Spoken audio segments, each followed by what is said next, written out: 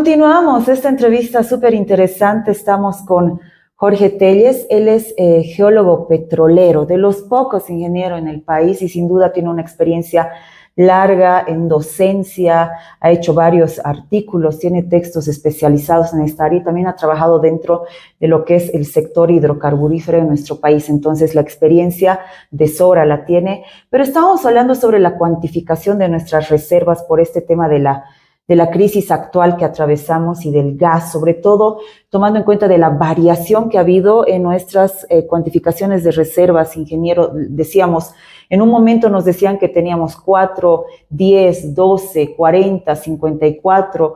Hoy todavía no tenemos algo oficial, pero desde el Estado se dice que tenemos al menos 4 TCFs. Pero hablemos de Goyler and Magnatum. Cuando se hizo los contratos de publicación entre estos años, desde el 2003 hasta el 2005, esta empresa internacional, ingeniero, hacía publicaciones anuales, que era la obligación del contrato.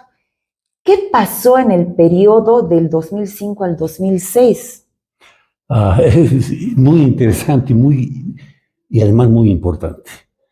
En ese periodo se incumplió el contrato, porque como dice Claudia, eso es verdadero, es innegable. Ellos estaban obligados por contrato tener que informar públicamente los resultados de la certificación de las reservas. Y lo hicieron durante todos estos años, hasta el año 2004, 2005, lo hicieron.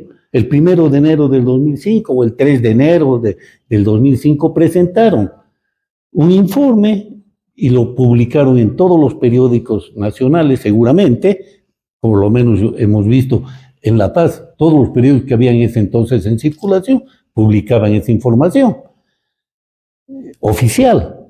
Y ahí nos mostraban cuáles eran los volúmenes que habían, tanto de gas como de petróleo, y tanto de las reservas probadas P1 o de las reservas probables P2 o de las reservas posibles P3.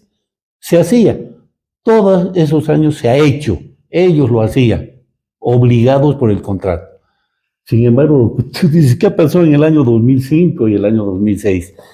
En el año 2006 sube al gobierno Evo Morales, el MAS, sube al gobierno. Yo he sido el primer ministro que ha habido de Energía y Hidrocarburos en el gobierno de Evo Morales, el 22 de enero o 26 de enero, era Andrés Solís Rada. Y yo he sido su viceministro de hidrocarburos. He durado un día. He sido presentado inclusive a los periodistas. Tengo periódicos. Yo tengo la manía de guardar periódicos. Tengo periódicos relacionados con el tema de hidrocarburos de hace unos 40 años atrás. Todo lo tengo guardado. Entonces, en ese entonces, ya estando en ejercicio, he estado 3 meses en el Ministerio de Energía y Hidrocarburos con Andrés Solís Rada, he renunciado por carta por el tema de la nacionalización. Yo nunca he estado de acuerdo con esa nacionalización que han hecho, porque eso es un fraude. No ha habido tampoco nacionalización. La nacionalización estilo Marcelo Quiroga Santa Cruz, donde se hace responsable a las empresas que han hecho algún daño al Estado boliviano durante cierta época. Eso es la nacionalización. En la primera nacionalización a la Gulf Oil Company se le hace la nacionalización, ¿saben por qué? Por su complicidad en la guerra del Chaco con el Paraguay y la Argentina. Se hace y se la bota y se le quita absolutamente todas las cosas a la empresa que había hecho este daño al país. Eso es nacionalización. ¿Y por qué decimos Marcelo Quiroga Santa Cruz? Porque en esa época, 1960 y tantos, Marcelo Quiroga, el gobierno de donde era Marcelo Quiroga Santa Cruz, el ministro de Energía y Hidrocarburos, le hace la nacionalización a una empresa americana también, ¿no? Porque esta empresa, y eso ustedes tienen que saber y debía haber sido una cosa que sea muy clara, como ha sido el asunto de la guerra del Chaco y de la participación de esta empresa petrolera. Aquí, esta empresa petrolera lo que hace es toma contacto trabajaba aquí en Bolivia, tenía sus campos, Colpa, Carande, etcétera, con los argentinos y quiere vender el gas a la Argentina. Entonces entran en contacto, pero el gobierno le dice un ratito, señor, usted no puede hacer un convenio con la Argentina, tiene que ser el gobierno el que haga el convenio con la Argentina. No puede hacer. Y saben, estos señores sacan la ley de hidrocarburos, le muestran al gobierno y dicen, ¿saben qué dice la ley de hidrocarburos? Habla de petróleo, no habla de gas. Y yo lo que le estoy vendiendo, quiero vender a la Argentina es gas. A raíz de eso es que se hace la nacionalización, la segunda nacionalización. ¿Por qué? Porque nos estaba haciendo un grave daño esta empresa al querer apropiarse del gas, al decir que Bolivia no tenía propiedad en ese gas y quererlo vender a la Argentina. Esa fue la segunda nacionalización. ¿Qué ha sido la tercera nacionalización? La de Evo Morales. Ha sido, ya les he dicho, es un fraude, ha sido una estafa al país. ¿Por qué? Porque las mismas empresas transnacionales que tenían sus contratos con el gobierno anterior, que era, no con el gobierno anterior, con el gobierno del neoliberal de Goni Sánchez de Lozada, con la capitalización, se hace el mismo. Con las mismas empresas, con las mismas cuantificadoras incluso, ¿no? Con todo igual. No solamente con todo igual, sino que todo lo que se pudo para favorecer a las transnacionales se hizo. Por ejemplo, ¿saben qué? Costos recuperables. No se olviden ustedes. Se está queriendo meter eso también al asunto del litio ahora. Costos recuperables. ¿Saben qué es costos recuperables? Voy a ser medio ordinario, discúlpenme. Se les paga y se les devuelve a las transnacionales toda la plata que ellos han invertido. Inclusive los gastos de familia de los funcionarios, inclusive el papel higiénico que usan y las vacaciones de sus empleados. Todo eso está dentro de los costos recuperables y está dentro de los contratos, los más difíciles que hubieron, que decían estos nazistas, ladrones. Los más difíciles, los más terribles eran los contratos que han firmado ahora.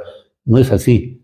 Además de todo lo que tenían de los contratos con el Sánchez de Lozada, tenían los costos recuperables. Y eso es lo que ha pasado. Y esa ha sido la nacionalización. Ese ha sido el fraude.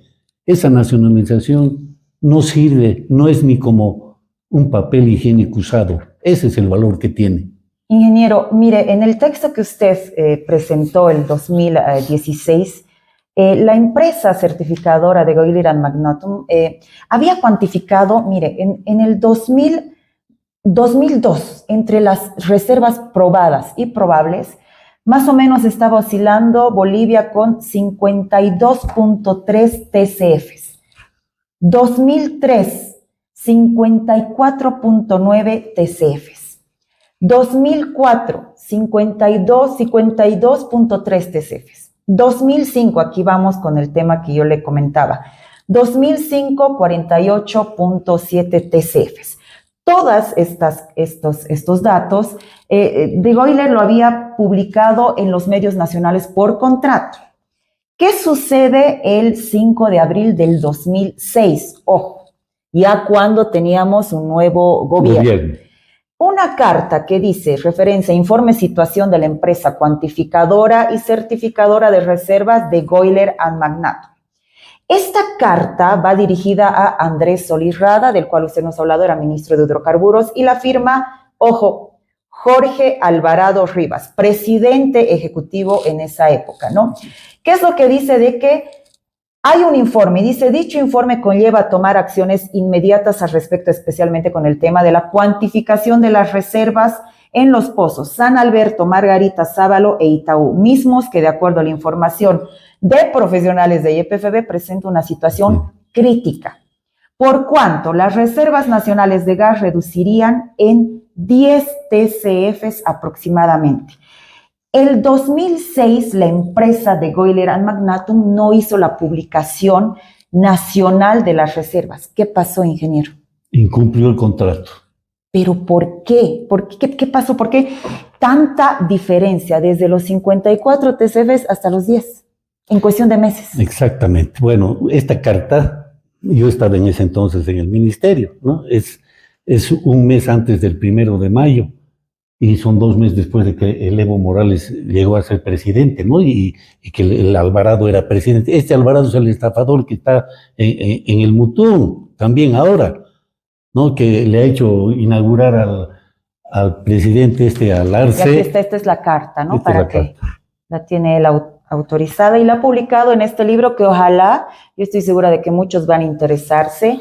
Vamos a tener una segunda parte de esto porque queremos hablar sobre esta diferencia que hay en las reservas probadas y probables en nuestro país, porque, y para terminar luego la entrevista, ingeniero, tenemos que saber desde su perspectiva de profesional geólogo petrolero, si Bolivia podría todavía aspirar a tener todavía recursos que vengan desde la explotación hidrocarburífera, o tenemos que olvidarnos por completo y poner nuestra atención en otras formas de desarrollo como el litio o otras formas de energías eólicas, se habla muchísimo.